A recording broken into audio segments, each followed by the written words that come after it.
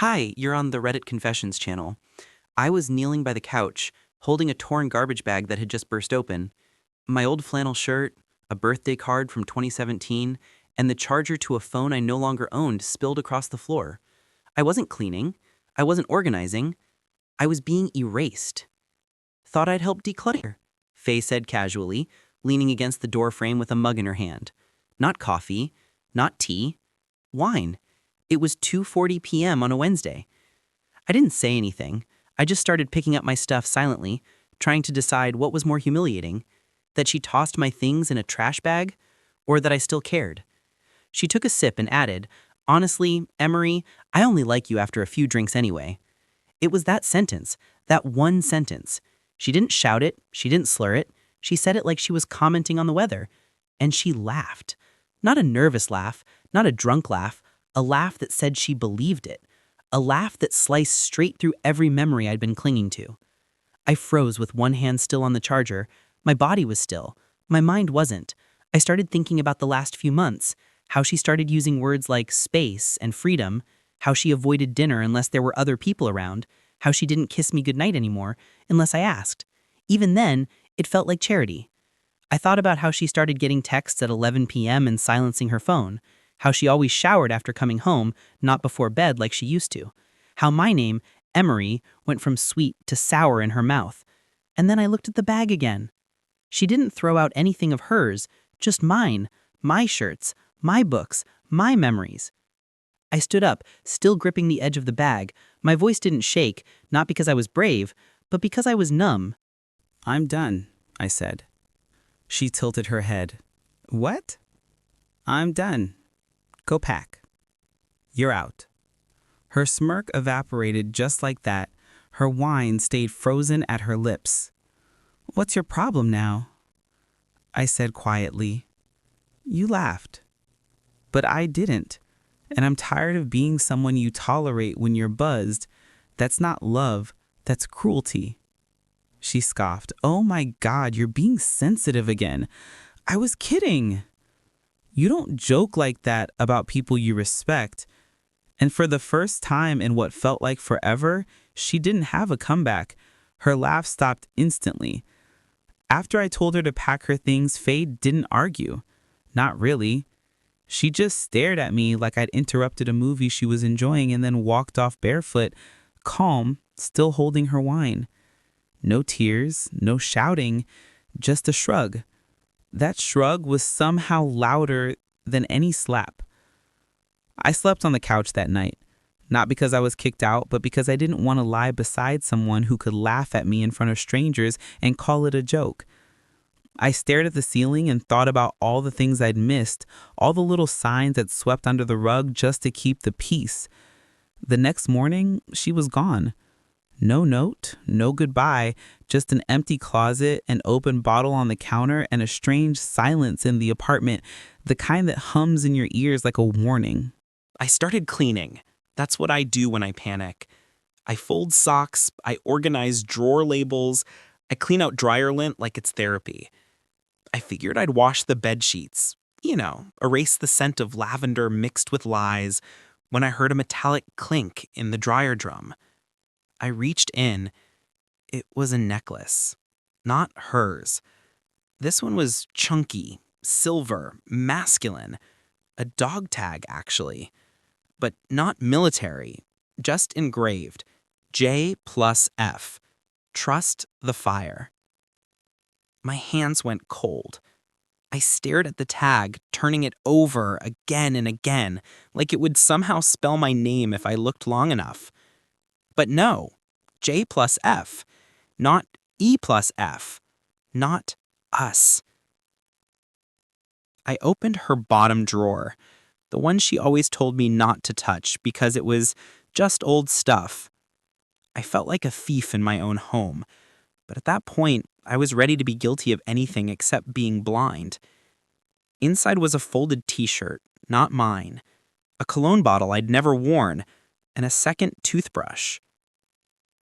I sat on the edge of the bed holding that dog tag and finally said it out loud, to no one.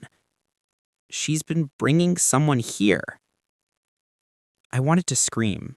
I wanted to break something, but instead I just whispered, "Of course," like it was a punchline I should have seen coming. Because when someone says they only like you drunk, what they really mean is, "You sober? You real? I can't handle that." But someone else could. Someone who left behind his necklace. Someone who was in my bed. Someone who probably laughed with her when I wasn't around. I wasn't just tired.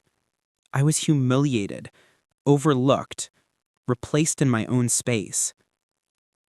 So I did what I never thought I'd do. I picked up my phone and called her mother. And that's when the story took a very different turn. Calling her mother wasn't some revenge tactic. I wasn't looking to expose Faye or get her in trouble. I called because for 3 years, her mom had been the only one who ever treated me like I mattered. Ruth was sharp, always honest, sometimes too much, but she had a warmth that felt rare on Faye's side of the family. She used to tell me, "You bring balance to her chaos." I guess I thought she'd at least give me some closure. She picked up on the second ring. "Emery, everything okay?" I nearly choked. I wasn't okay. Nothing was okay. I was sitting in my bedroom holding a stranger's necklace, staring at the empty space in the closet where my wife's things used to be. "I think she's been cheating," I said flat out. "I found a man's necklace. It says J plus F. Trust the fire. You know anything about that?" Silence. Long enough that I checked to see if the call had dropped. Then a quiet inhale. "You found it, huh?" That sentence changed the entire rhythm of my heartbeat.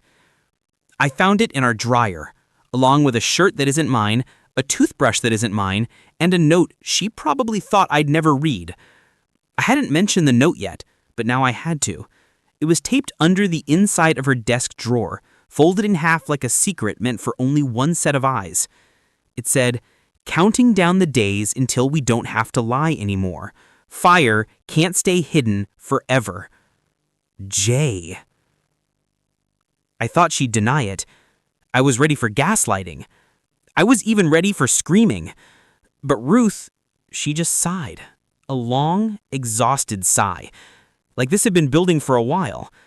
"I told her to stop it months ago," she said finally. "Told her it would blow up in her face.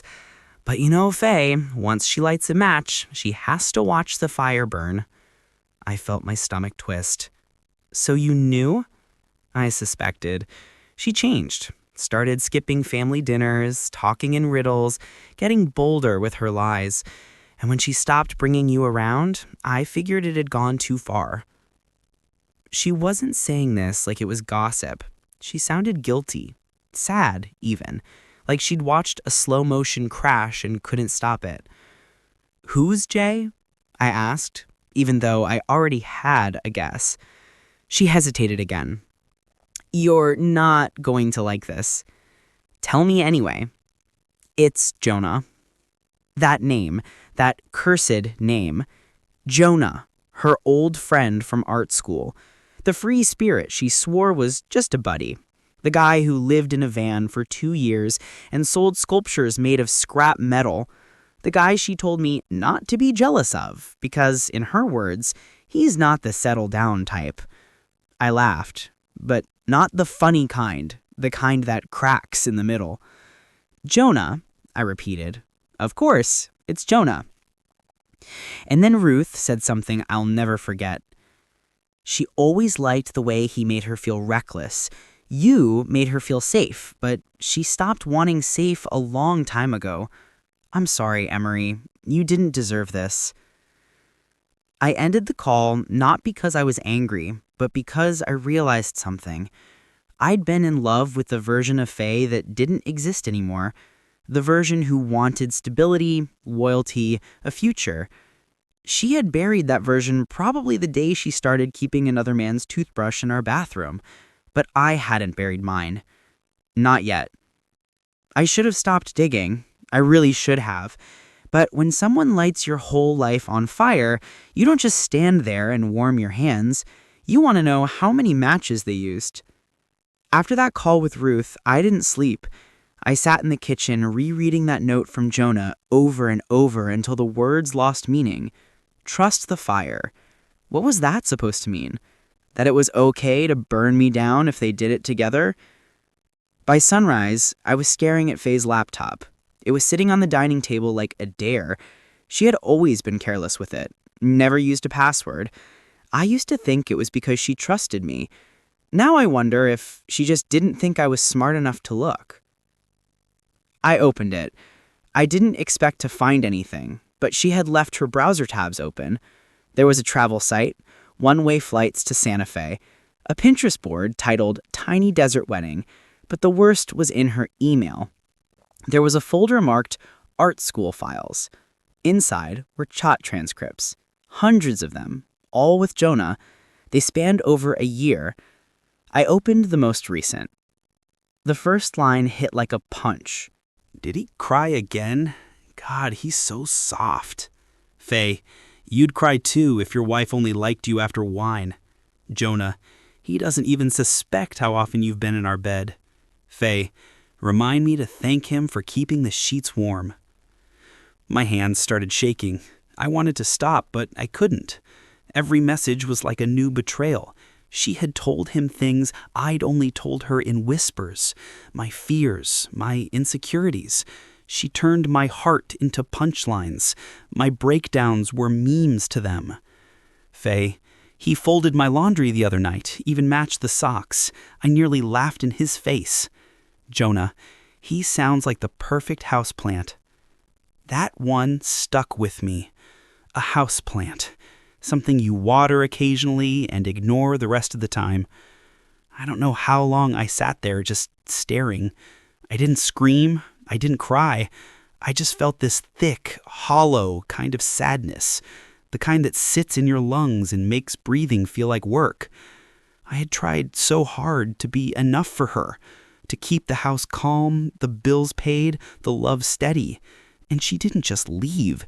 She paraded my loyalty like a costume, something she could take off and laugh about.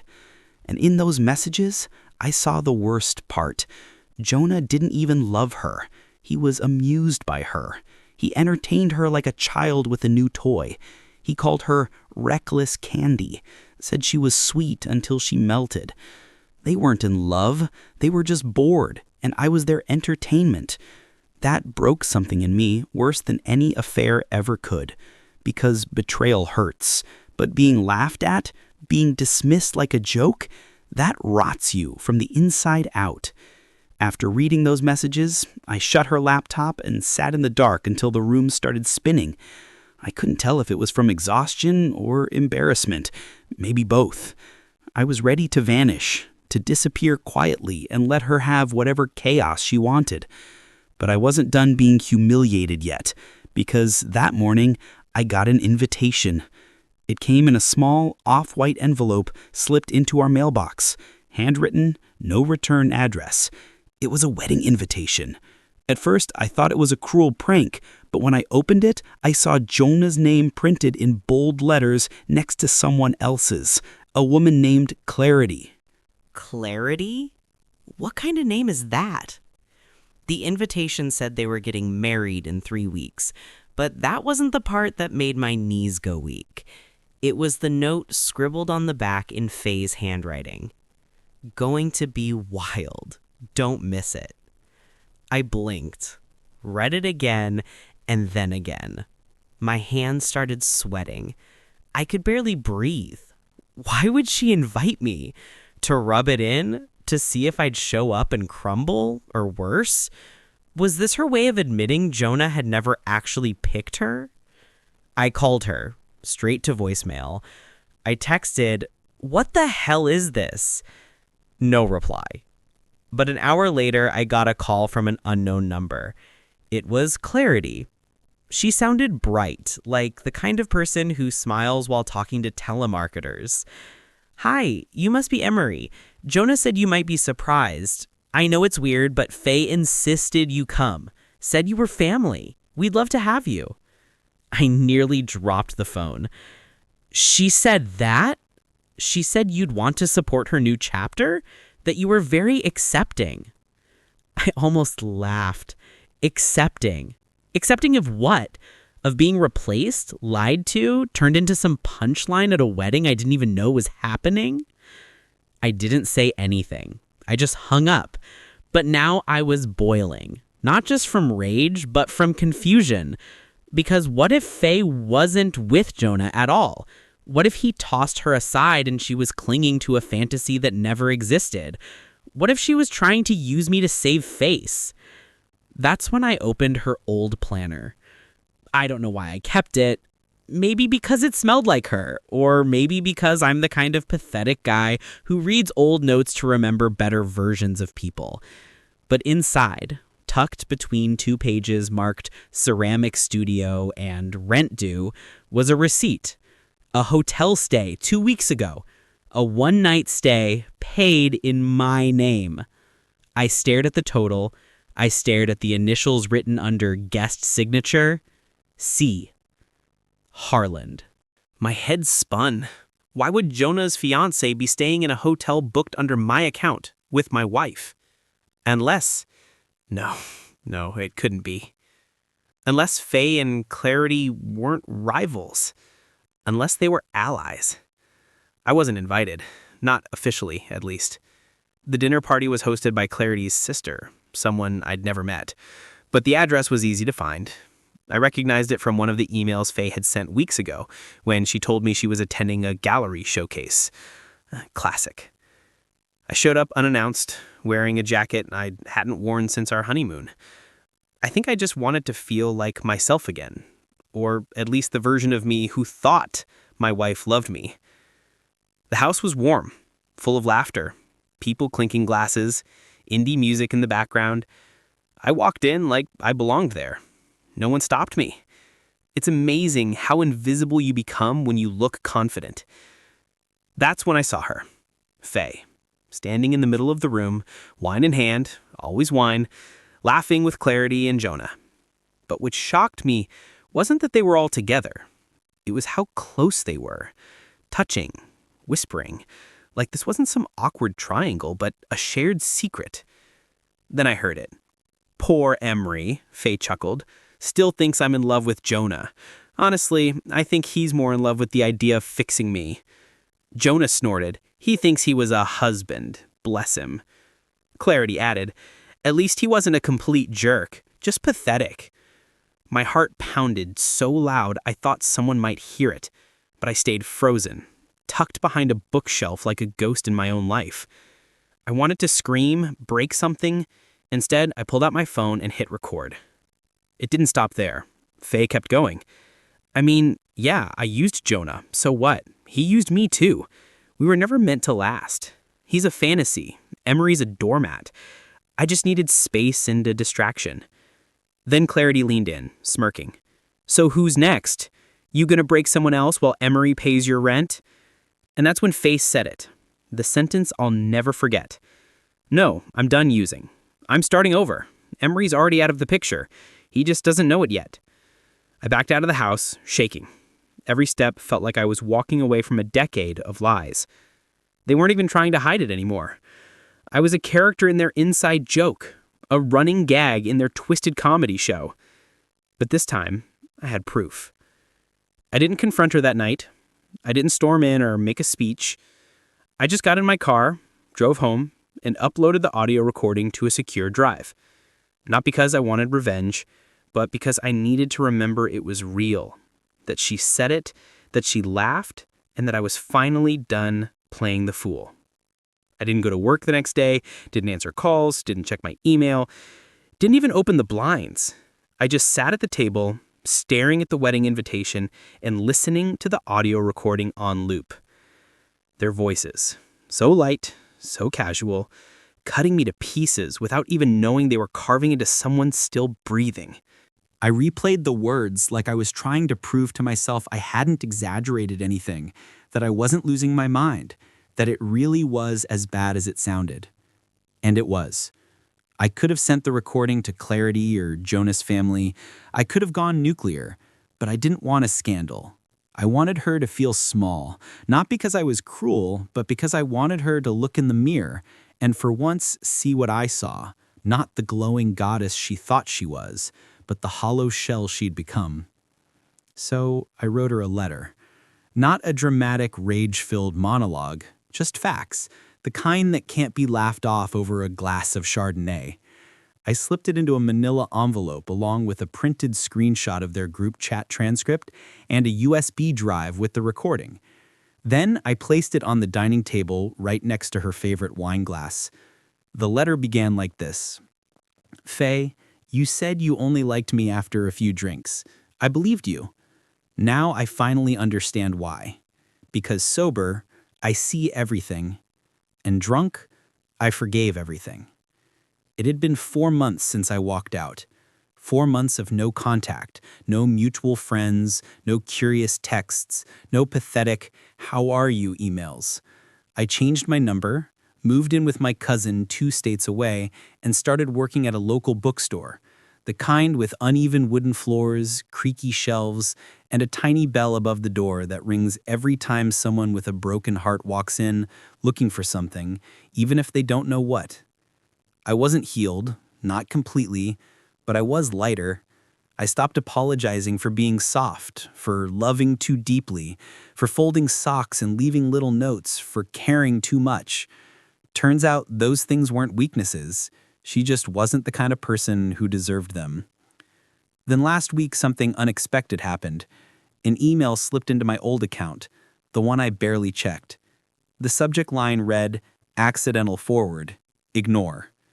I told her about the necklace, the receipt, the phone call with her mother, the party she didn't know I had witnessed. I told her about the look on Jonah's face when Clarity joked that he always chases broken things, and he looked directly at her. Then I ended it with the truth she never expected. You didn't lose me. You just never truly had me. You were always too busy auditioning for people who'd never stay. I was already standing beside you, and you never noticed. I didn't leave my name, just my wedding ring taped to the final page. Then I packed a single duffel bag, left everything else behind. I didn't take the TV, or the coffee machine, or even the framed photo of us in Maine. Let her stare at it. Let her wonder if anything about it was ever real. Before I left, I took one final look around our apartment. The plants she never watered, the throw pillow she insisted on arranging a certain way, the cracked ceramic vase she swore she'd fix but never did. It all felt like her, beautiful at first glance, but hollow, chipped, and someone else's mess to clean up. I didn't leave a forwarding address, I just walked out and locked the door behind me. It was the quietest revenge I'd ever imagined, but it echoed louder than screaming ever could. But I didn't ignore it. It was from Faye. She had meant to send it to Clarity. Inside was a forwarded message from Jonah, and this time it wasn't romantic. It wasn't mocking. It was brutal. Your chaos, Faye. You set fires just to feel warm. You used me, used Clarity, and worst of all, you used him. Don't call me again. I stared at the screen for a long time. Not out of revenge or satisfaction, but with this strange, unfamiliar feeling, like closure. She never replied to my letter. She never apologized. But this accidental glimpse into her unraveling told me everything. She didn't win. She didn't float off into the sunset on someone else's arm. She was still running, still burning bridges she didn't know she'd need later. Meanwhile, I had stopped running. I was still whole, starting over, not out of pain, but out of choice. That night, I reopened the bookstore's little guest journal. People wrote quotes in it sometimes, or thoughts. Without overthinking it, I grabbed a pen and wrote, "Being loved for who you are feels better than being chased for who you pretend to be." I signed it simply, E. I don't know who will read it next, but I hope they do. I hope it finds someone the way peace finally found me. So tell me, what moment in this story hit you the hardest? Was it the necklace in the dryer? The dinner party? The final message? Share your thoughts in the comments. I read every single one.